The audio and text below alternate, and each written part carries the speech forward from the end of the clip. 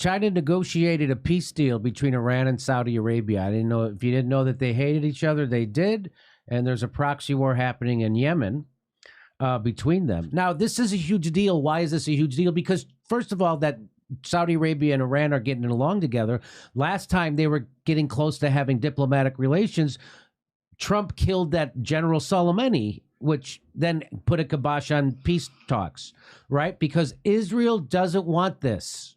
And that's why Trump did that, because Trump was a puppet of Israel. And so that's why he did that. The United States doesn't bring peace to the Middle East. The United States brings fire and destruction and mayhem and murder and torture.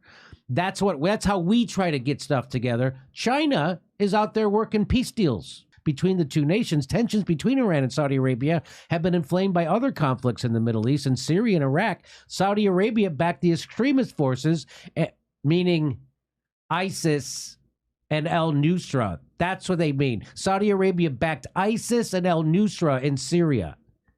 And Iran backed Syria.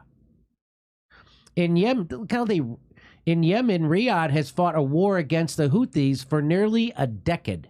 So then this just talks about when they almost came close to having a peace deal.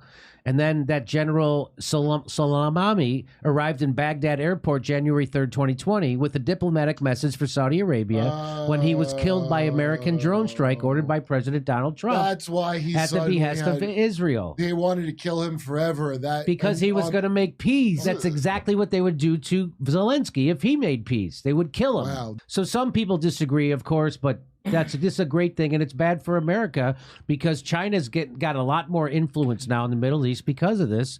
Recall how the United States assassinated Soleimani while he was on his way to peace talks with Saudi Arabia. With Netanyahu and Pompeo as the main lobbyists for that lethal strike, Israel seems to have just lost its main coalition partner in the regional war it planned against Iran. So Israel loses